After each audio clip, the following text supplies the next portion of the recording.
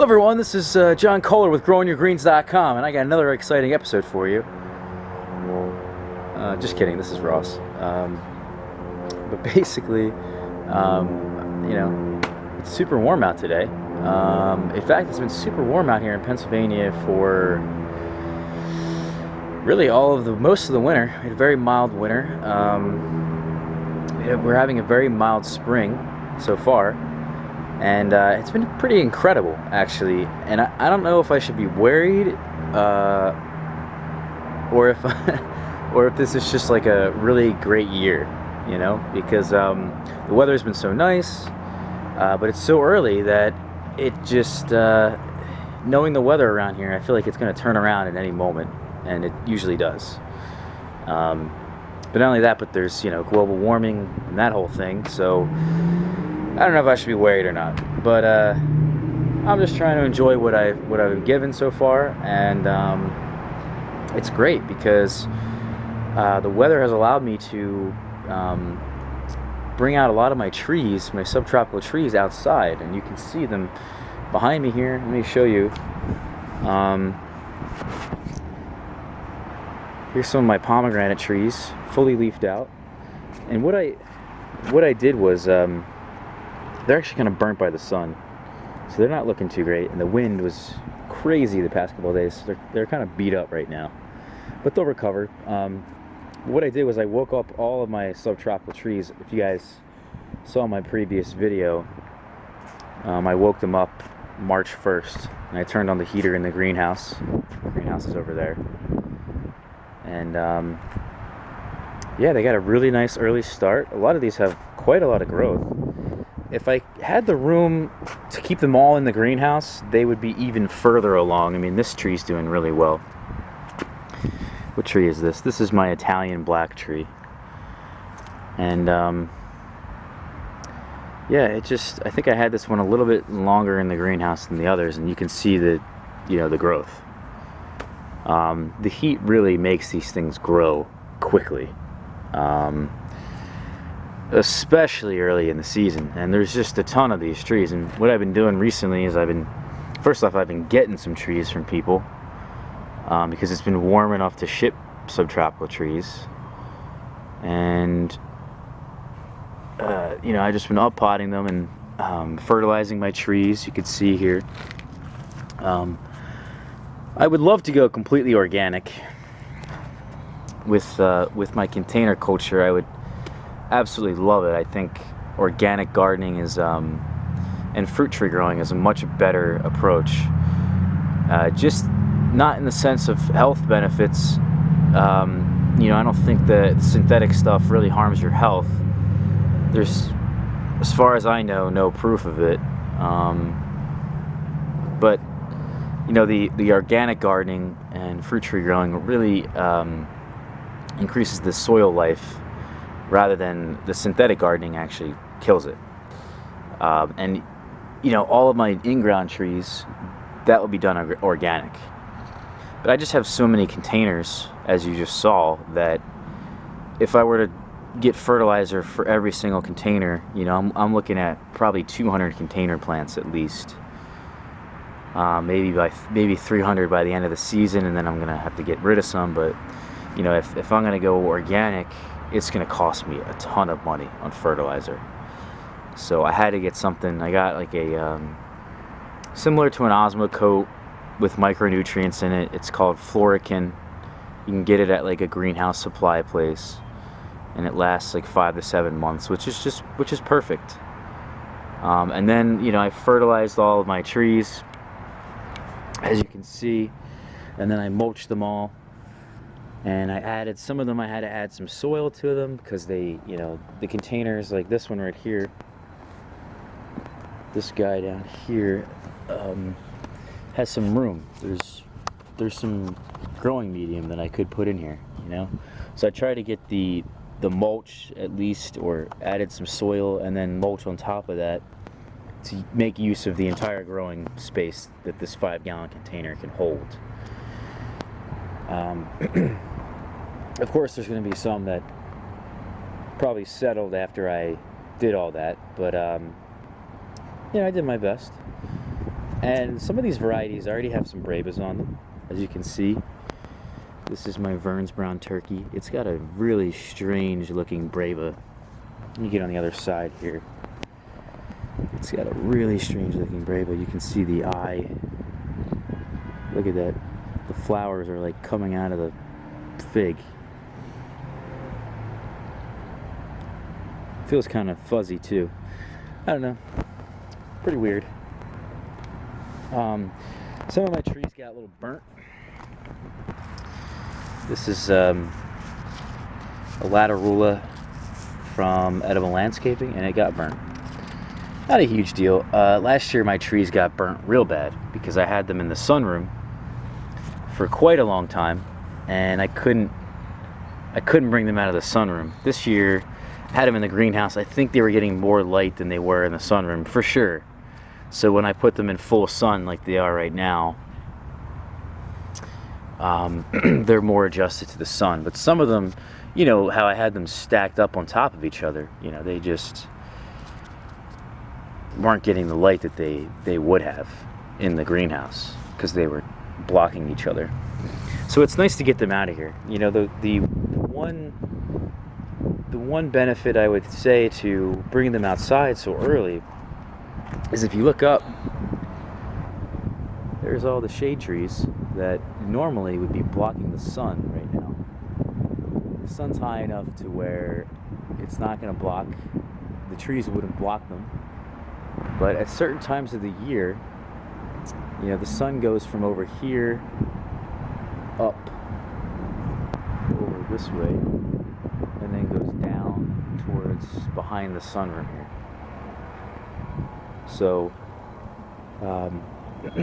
the added benefit right now is there's just no leaves on the trees and the sun's very high, so these trees are getting a lot of sunlight.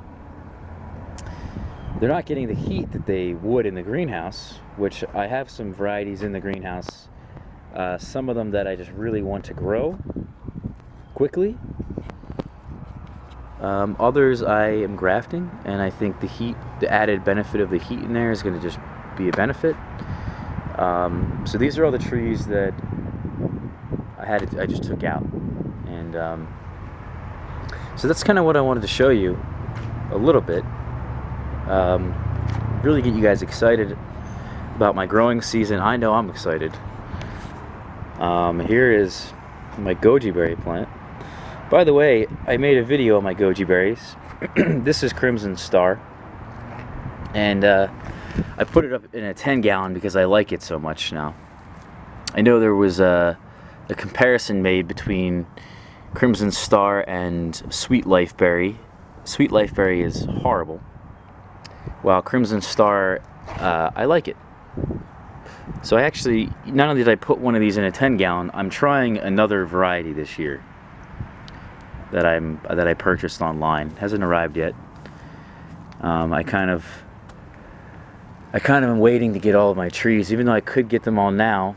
The trees that I ordered for this upcoming season, I decided to wait because I'm an accountant and I do taxes for a living.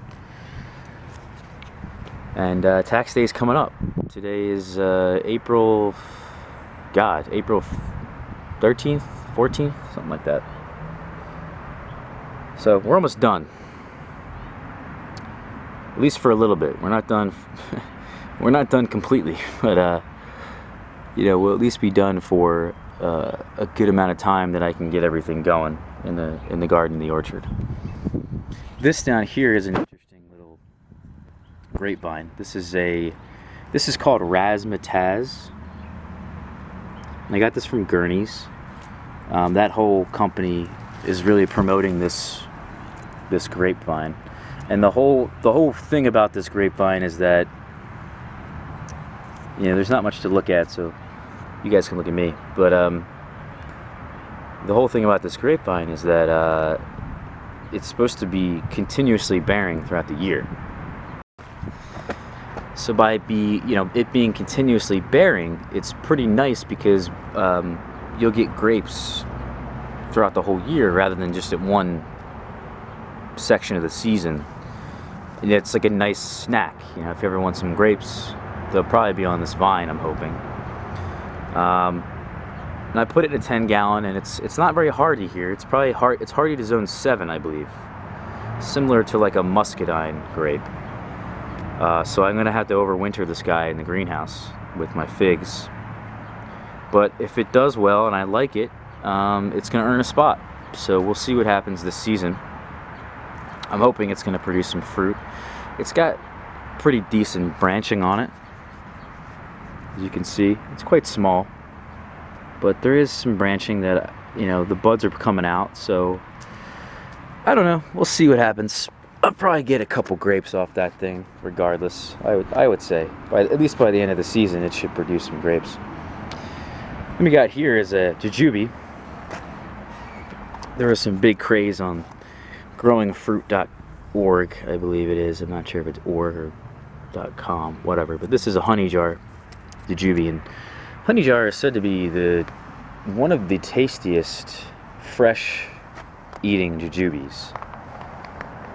There's some that I've learned now. Before, even last year when I had a couple of Jujubes, I have Lee and Lang. This is I think this is Lang, and I think Lang is specifically for drying. Or if it's Lee, I don't remember which one it is, but Lee or Lang, one of them, you really you don't want to eat it fresh. You only want to dry it. Some Jujubes, they say are great. That's what they say.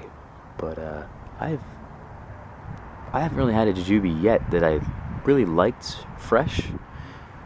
I think that's because it was my first year off the tree. But they're kind of just like a crappier apple to me. And I don't think I didn't let them ripen well enough. They didn't ripen well enough, and I think if I dry them, I'm gonna like them a lot more. Personally, I love dates. A Jujube date is amazing. I went to Israel. They have dates everywhere. Oh my God, I love those dates. And if I can get a fruit in this climate that tastes like a date, bet your ass I'm going to be growing it. So that's the story of my Jujubes. And this honey jar right here, it's just a stick right now, but I just got this from Edible Landscaping, and it was huge. I mean, this tree is monstrous for a bare root honey jar. This is unheard of. The root system was gigantic. I wish I could have got it on video. Then we got here, my apple trees are now waking up. You can see there's some green growth here, some more green growth here. And what I'm trying to figure out right now, since these are now, I think they would be considered 3-year-old trees,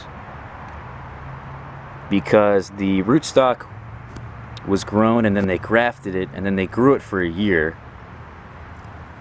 You know, they grew this for a year before they sold it, and then I had it for a year, which then it branched out, you know.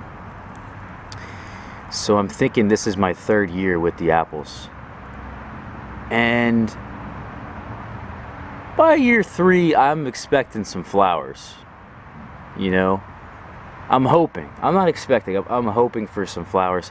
And you know, what I don't know yet is how to tell these you know, fruit buds, the spur growth versus the vegetative growth. And I know that after a couple years of growth, like 2 or 3 years, depending on the variety, you'll start to see spurs on the growth. And this is really this is the oldest piece of wood here. So I'm thinking this right here might be a spur, this might be a spur, this might be a spur. I have no idea. I don't know. And some of these, you know, they look nubbier. They look like nubs more than others. Some of them look more vegetative to me. I don't know how quickly these apple trees will produce flowers when they wake up. You know, like my peach trees over there. Can't really see them. But my Baye peaches over there. They have some vegetative growth and some flowers. So maybe I'll know in like a week, because these guys just broke dormancy. I mean, we're talking just break dormancy.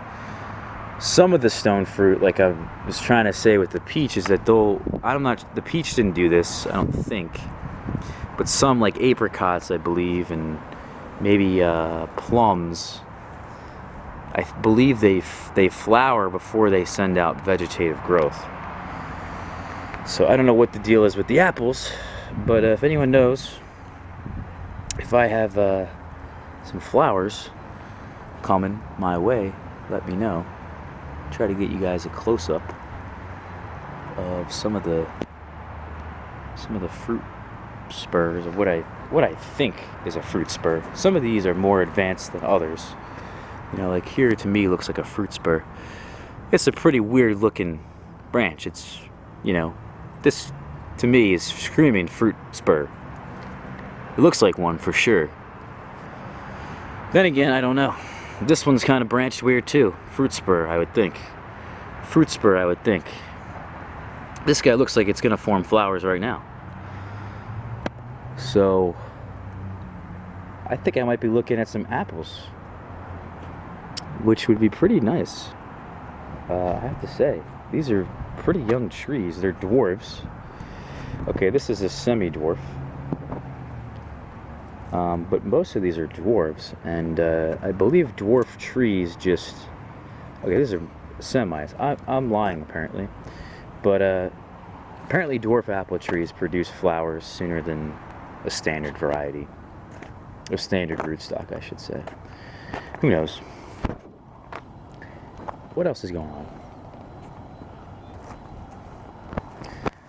My cherries are leafing out, as you can see. Everything is just waking up. And as you saw in my February update, a lot of things were waking up in February. It's now April.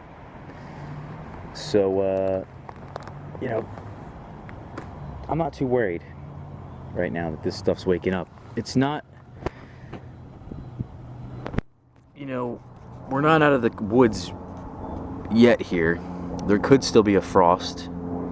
Until May 1st, I don't feel completely safe. So in the event that there is a frost, I'll move all my subtropicals back in the greenhouse. But I think everything should be fine if it does happen. I think a light frost won't kill anything. I think it might just put it all back. It might maybe kill some flowers if they're fully leafed out. Who knows? But these are my cherries, and the same story with my apples, or as my apples. I don't know what's a fruit spur and what's not. As far as I could tell on here, none of this is fruit spurs. And I think cherries are the same thing as like apricots. They'll flower before they send out vegetative growth. And all these buds, to me, look exactly the same. So we're gonna find out. Here's another one of my cherries, and this is a black gold, and the other guy over here is a white gold, and they say they're very good for my area. One thing I didn't do was spray these trees and my stone fruits and apples and stuff and pears. I didn't spray them with a dormant spray. I'm hoping that doesn't come back to haunt me. So far I haven't gotten any disease on any of my trees, as far as I could tell, but every variety I have is disease resistant and has said one way or another to do well here in the Northeast.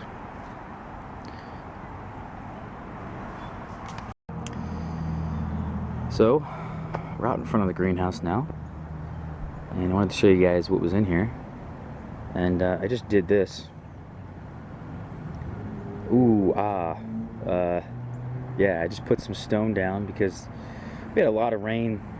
We've been getting a lot of rain. I mean, April showers have been pretty much true for this area. It's a real thing, these April showers. But this has been kind of muddy, and I wanted to actually extend those rocks out to about the edge of this bed. and even out around this entire greenhouse, if you can see over here, because this space back here, you're not gonna be able to mow back here, so you have to weed whack it, and that's kind of a pain in the ass. So, and I thought it would look nice with the stone. If you think it would look nice with the stone, you let me know. Because I'm of the opinion it would look nice, but some other people I live with think it looks good the way it is. It does look good the way it is, don't get me wrong, but I think it could look better with more stone, so we'll see. In here I have all of my cuttings. Not all of my cuttings, that's a lie.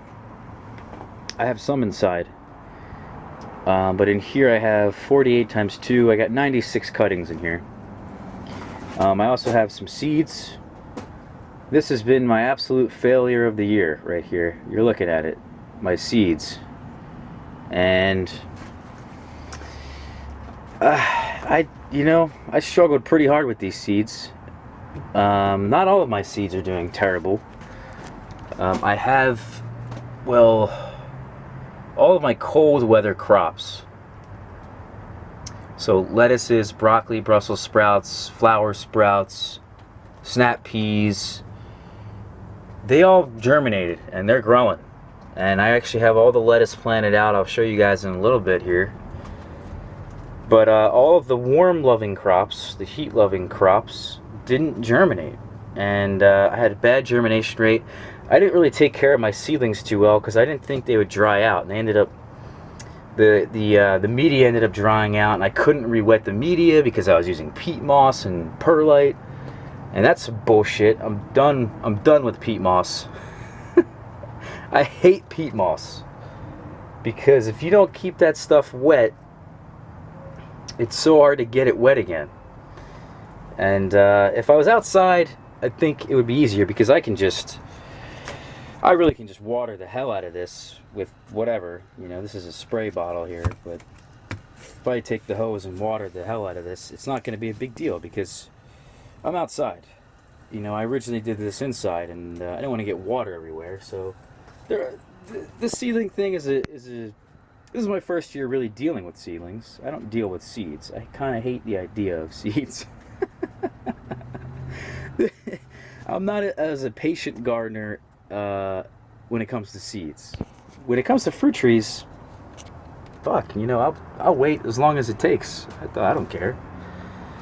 But seeds has been a struggle this year.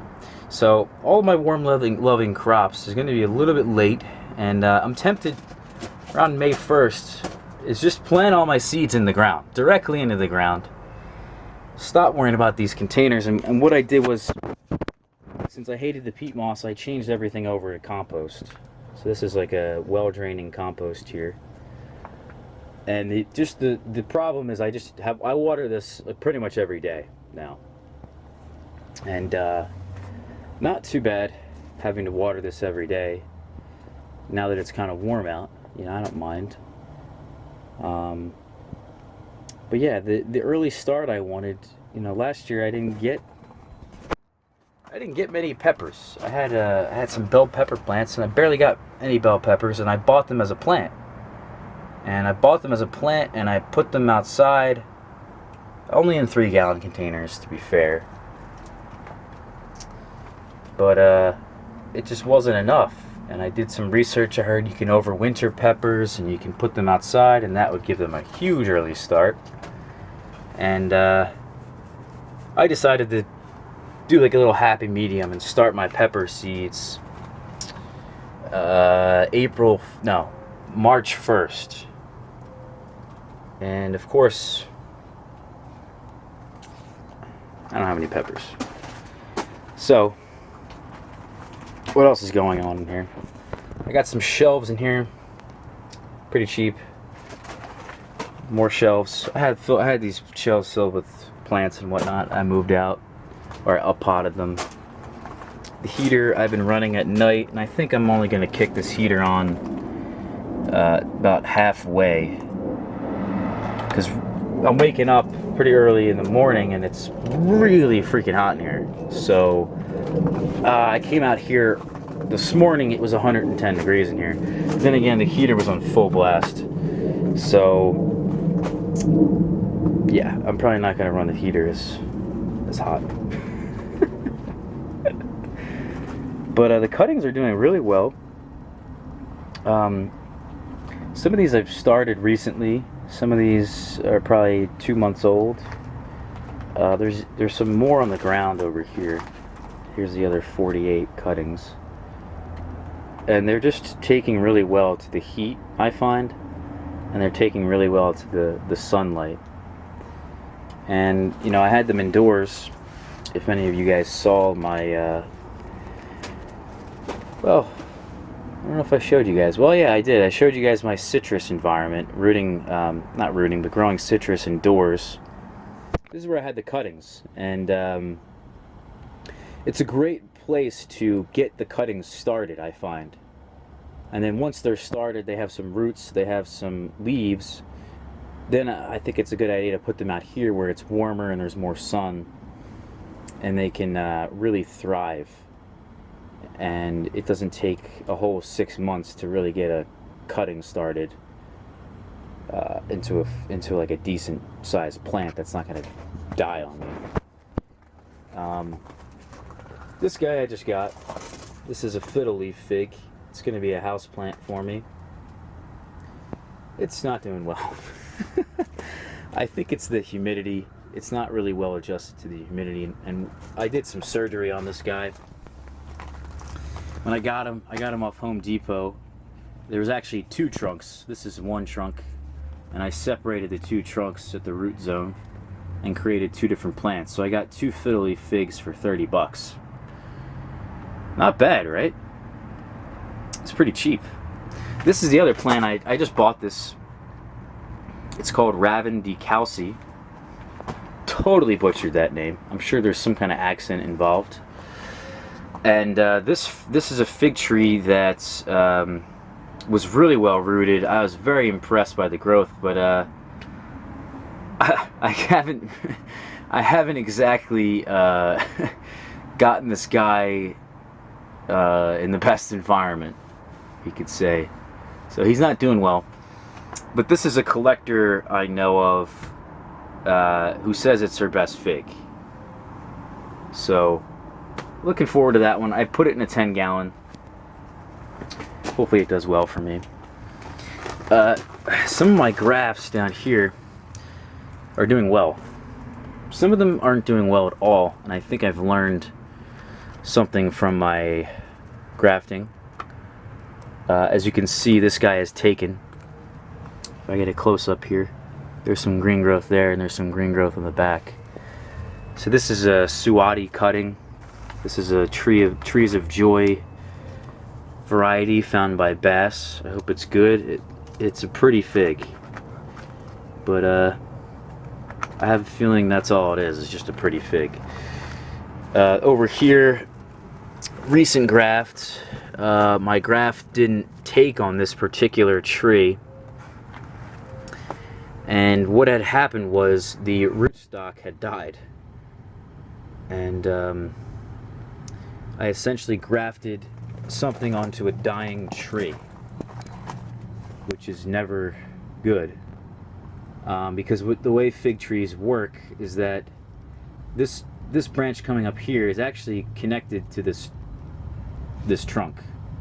The trunk was much larger, you know. But what happens is, if you got, as an example over here is probably a better view.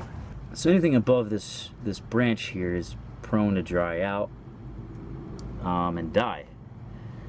So if you got something like this, you know, like this tree right here, who's not very, this isn't a very thick diameter, this could dry out. And then if this dries out, this is going to dry out. Luckily this took, this is my Vassilica malisi cutting. I've put on quite a few grafts since I made my grafting video. I've also killed a few grafts, The other thing I think was important is that this particular variety right here, this is my BN Cheddar that I got from a friend. It was a very small cutting, and that doesn't matter because I could always graft it, right? But I think it's kind of dried out because it's so thin, and I think the heat in here and the sun and perhaps the lack of humidity in here, it's at different times, it dried out the scion. So not only if the rootstock dries out, but the scion dries out, then you're screwed. So it's good to wrap. I think in the future I will be wrapping these cuttings with tinfoil to kind of reflect the sun and help in that sense. Some other grafts are still going. There's still hope. I haven't given up. There's also some that have taken, like this guy right here. It's very difficult to see, but that's the Trace Esplace. Totally butchered the shit out of that. I'm out of the greenhouse. I'm done. I'm getting out of here. I've spent way too much time in here. Okay. We're outside. More stuff waking up, as you can see. Something to note is that this is a plum tree. We got a Satsuma and a Santa Rosa plum. Very small, but they were cheap when I got them. And they didn't do really well anything last year because I moved them around too many times. And what's interesting about these and why I'm showing these to you is that a frost came in. These guys leafed out kind of early and killed a lot of the new growth. There's some dead growth on here. You can see it's everywhere, all along this thing. But it's come back. The tree came back and it's putting out a lot of green growth now, and I was worried for nothing, I guess. Something else that's interesting, this tree might be dead. I think it is dead. I need to do the scratch test to know for sure. And how you do that is you just scratch off a piece of the bark, and if it's green, it's alive.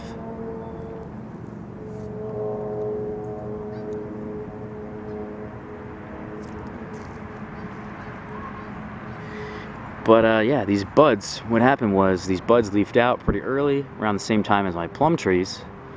A frost came in and killed all the buds. And I don't think they're coming back. You know, I really don't think they're coming back. It doesn't look good for this. This is the Acai variety of mulberry.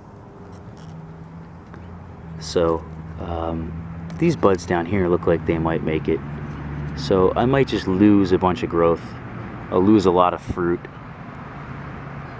Kind of disappointing. Yeah, I mean, I just took this off. I mean, it just came off. Look, these buds don't really look alive to me.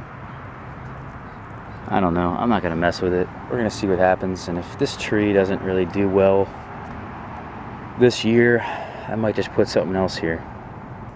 And then over here we have our my berry patch of blackberries and raspberries. And the similar story to my plums and my mulberry tree is they leafed out and the frost came in and killed all the new growth. But look, this growth's coming in now, and it's not dead. So hallelujah to that, because I'm gonna get buckets, I'm expecting, of blackberries this year. Buckets. This is my 2 raspberry plants. I think I'm going to take this cane out. It's lying down on the ground. I don't like it. There's also a dead cane in here. Right here. I need to take this out. So one of the canes didn't make it through the winter time, and one of them's just hanging on the ground. There's a lot of new growth coming up, which is to be expected from these blackberries and raspberries. So once these guys fruit for the second time, this will be the second time that they're fruiting, and you cut them out, and you let the new ones at the bottom come in, take their place, and they fruit towards the end of the year for you.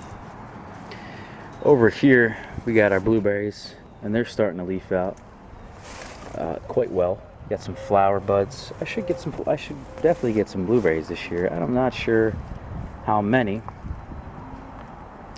but I'm looking forward to it. Yeah, I'm on the other side of the yard now, and planting out my lettuce plants. And I did this probably a week or two ago, and there's probably about 60 or 70 lettuce plants in here. Really easy to start from seed, and they're just getting pounded by the rain.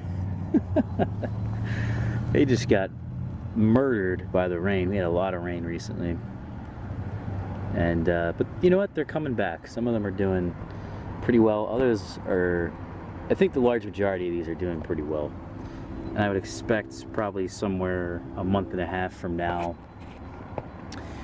I'll be able to harvest some leaves off these guys and have some salad. So I wanted to give you guys an update on that. This guy over here, my compost pile, has just become a trash pile. What I've been doing is I've actually been taking these leaves from last year. There's a lot of straw in here, really just anything in here, and I've been using it as a mulch. And what I did was you could see here, if I dig down in the wood chips,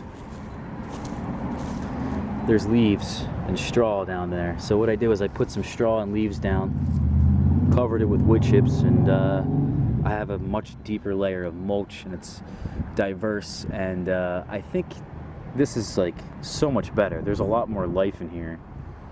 You can tell just by digging it up. There's like, it's so much better than just putting like a layer of wood chips down. Although the layer of wood chips I usually have down is not really deep enough. You can see my espalier peach trees up close. These are going to be hopefully the focal point of my garden, my orchard.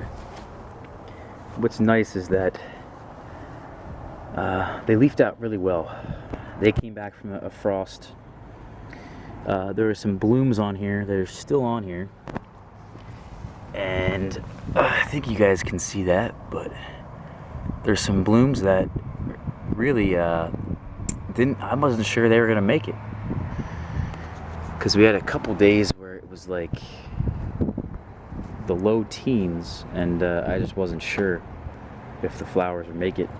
And you know what, the flowers, you know, there's one right here. It really does depend on how far along the flower is developed. If a 12-degree frost hit that flower, it's dead.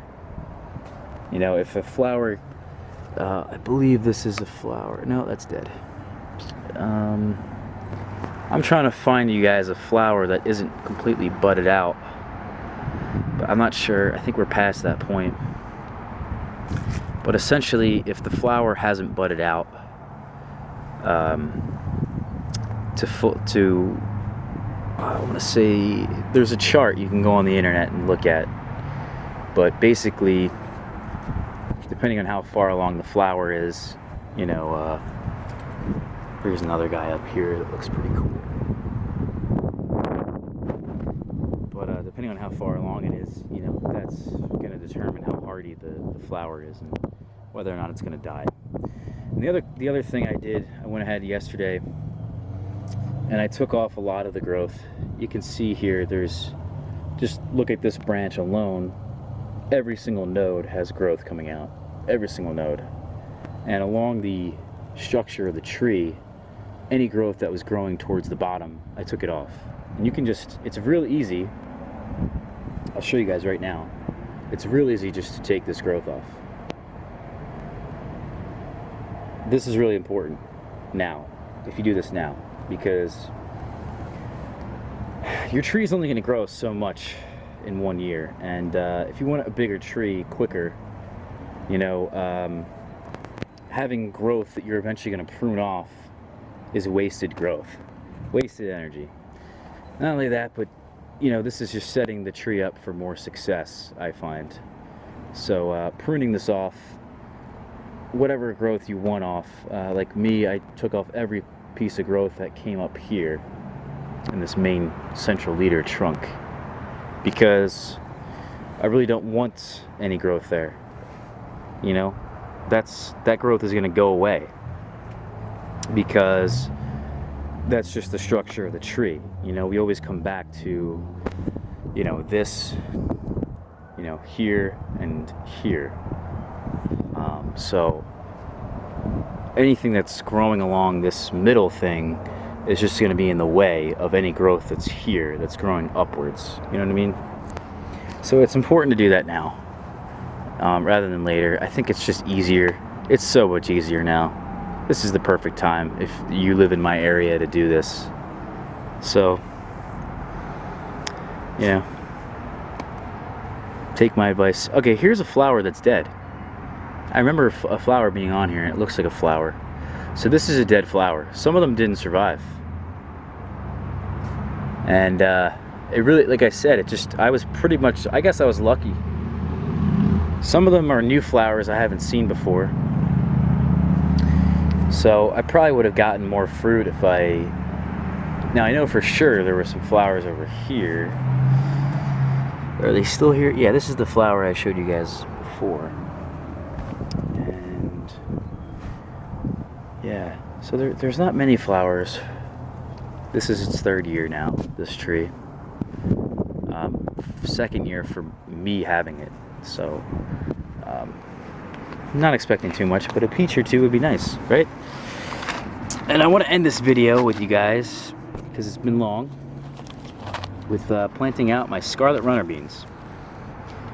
And the directions on the back, and most people say that this is a pretty cold hardy plant. You can take it a late spring frost if necessary. And you just plant them directly into the ground. You don't really start them early, which I really like about beans. You can just throw them in the ground rather than starting them in containers and then transplanting them. That's a whole pain in the ass, let's be honest. So I've built this teepee structure here for them.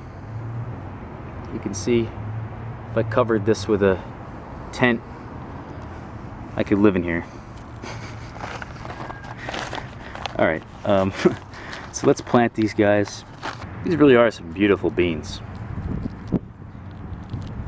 I'm quite impressed. I kind of want to eat one, but they're dry. Kind of have to cook them first.